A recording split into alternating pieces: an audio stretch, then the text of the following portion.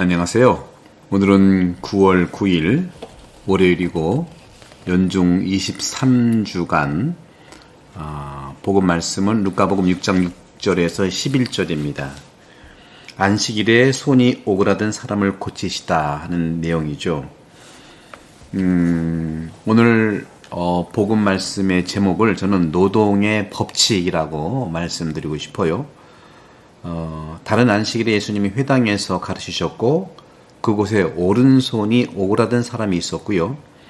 율법학자와 바리사이들 예수님을 고발할 구실을 찾고 안식일에 병 고치어 주는지를 지켜보고 있었어요.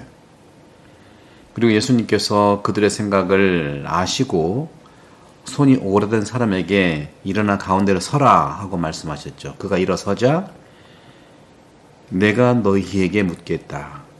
안식일에 좋은 일을 하는 것이 합당하냐? 남을 해치는 일을 하는 것이 합당하냐? 목숨을 구하는 것이 합당하냐? 죽이는 것이 합당하냐? 그리고 나서 그들을 모두 둘러보시고는 그 사람에게 손을 뻗어라 말씀하시고 그러자 그가 그렇게 하고 손이 다시 성해졌습니다. 근데 그들이 누구죠? 율법학자 바리사이들이죠. 그들은 골이 잔뜩 나서 예수님을 어떻게 할까 서로 의논하였다는 말씀을 하고 있죠. 오른손이 정말 오그라든 사람이 있었다는 거. 그것도 오른손이에요, 오른손. 오른손, 이 손이라고 하는 것은요, 현존하는 가장 완벽한, 기계로 얘기하는 완벽한 기계죠. 완벽한 창조물이죠.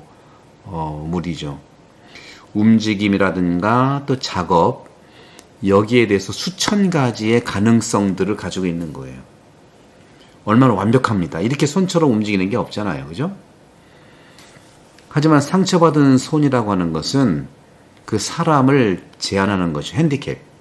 사람을 제한하고 또 오그라든 손, 마비됐다는 이 손은 인간 존재 자체를 무기력화, 즉 무력화시키죠. 일할 수 없는 사람은요.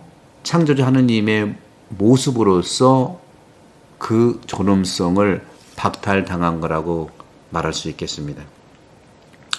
그리스도께서는요, 역사 속에서 예수님, 그분이 한 행동의 상징으로 사람의 손을 고쳐주신 거예요.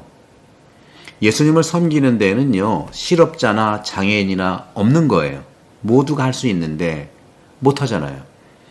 따라서 예수님을 따르기로 결정한 사람은 모두 하느님 나라를 위해서 일할 수 있는 사람이기 때문에 그렇습니다.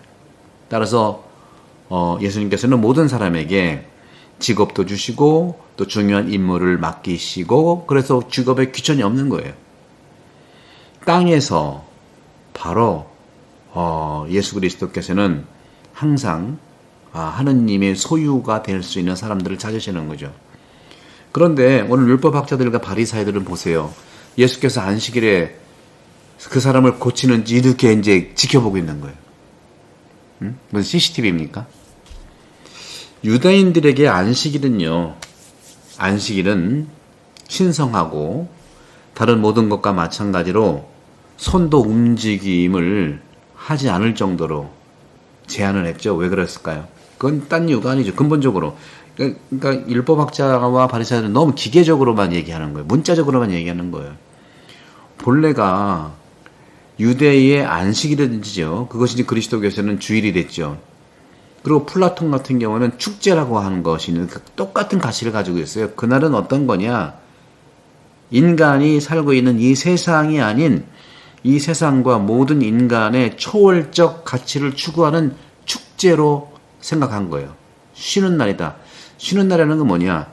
보이는 이런 물질과 보이는 여러 것 인간관계, 보이는 돈 이것에 집중하는 것이 아니라 그 모든 것을 초월해 있는 하느님의 것, 또 보이지 않는 것, 또 그런 점에서 영적인 거예요. 영적인 것으로 휴식을 하는 것이 굉장히 중요한 것이죠. 그래서 하느님도 휴식을 취하시고 영적으로 취하시고 또 새롭게 또 창조하시잖아요. 예수님은 안식일에 오그라든 손을 다친 손, 오그라든 손을 가진 사람을 치유해 주셨어요. 고쳤어요. 이러한 모양, 이런 모습들, 이런 제스처에 어떤 의미를 부여하고 있는 걸까요? 이런 점에서 우리는 생각할 수 있는 것은 그 예수님께서는요, 항상 아버지께서 일하시기 때문에 나도 일한다고 요한복음 5장 17절에 이미 말씀하셨고, 또 그것 신이 제시한 거. 아버지가 일하니까 나도 일한다는 거예요. 안식일이 이제 토요일이잖아요. 본래 유대인은 안식일이 토요일인데, 바로 손과 그리고 정신이 아까 말씀드린 대로 영적인 휴식을 하는 날이거든요. 하지만 우리 마음에 계시는 성령은요, 쉬지 않으세요. 왜? 성령께서 우리 마음을 쉬도록 해주시거든요. 실제로 축제도 그렇고요, 공휴일도 그렇고요, 그다음에 여러 가지 우리가 주일도 그렇고 그런 부분들은 우리가 이렇게 살아가는 것을 말하고 있습니다. 그래서 실제로 휴일은요, 영적인 날이거든요. 그러니까 영적 성장을 위해서 쉬고 또 영적 성장을 위한 날인데, 영적 성장을 위해 의도된 날이라는 거죠. 그래서 메마른 마음이 깨어나고 성령의 손이 평일에 정말 열심히 일했던 그런 몸과 마음을 쉬도록 하는 거죠. 그래서 우리가 일주일에 한 번씩 주일을 지킨다는 게, 요즘에 코로나 이후로 많은 분들이 코로나 이전에 나왔던 분들의 50% 나왔다가 이제 70% 나왔다가 그 마의 30%는 잘 움직이지 않는 것 같은데, 미사에 주일에 참여한다는 것은요, 그 제1독서를 하고 2독서를 하고 영적 독서하는 거거든요. 그리고 본기도 같이 기도하고 예물 기도하고, 또 거기서 받은 사랑으로 또 모든 것은 또 자선이기 때문에 또 나누는 거잖아요. 영성체를 하고 또 가서 똑같이 내 몸과 마음을 나누고 피를 흘리고 하는 거죠. 그래서 이런 모든 활동이 축제라는 겁니다. 축제는 기쁘잖아요. 평온하잖아요. 또 방해받지 않고 우리가 서로 친교를 나누는 거죠. 그러면서 오늘 주님께서 분명하게 말씀하세요.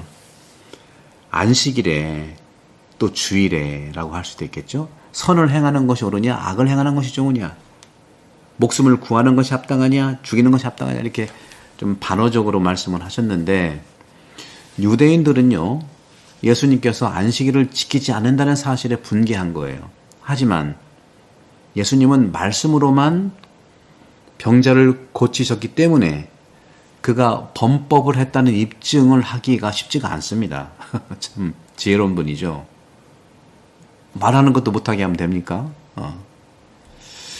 이게 굉장히 중요한 부분인데, 그래서 안식일에 큰 소리로 말하는 것을 금지한 구약에 어떤 계율도 없기 때문에 그래요.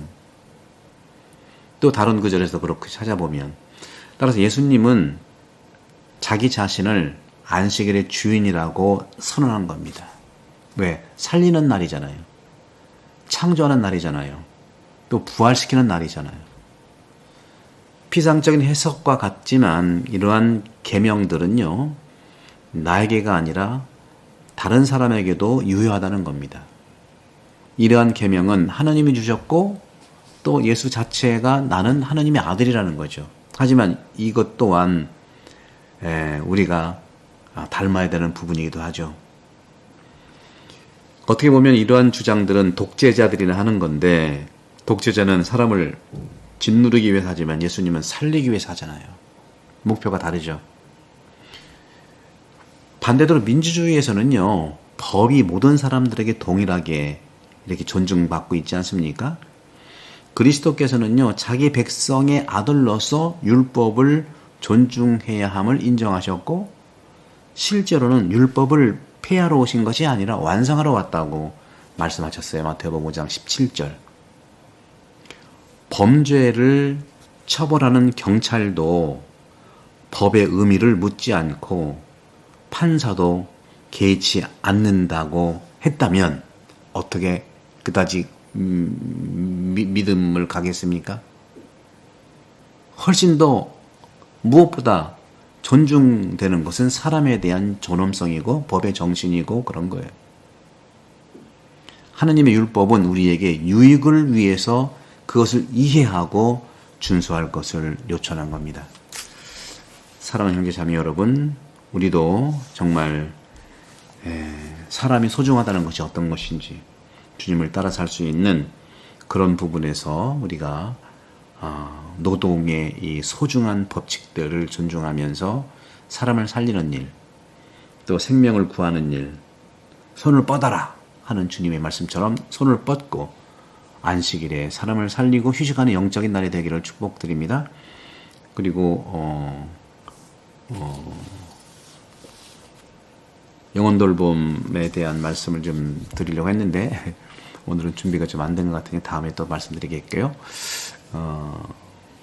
영혼 돌봄 책 많이 부탁드리고 구독, 선교 또 부탁드립니다. 성부와 성자와 성령께서는 여러분 모두를 강복합니다. 감사합니다.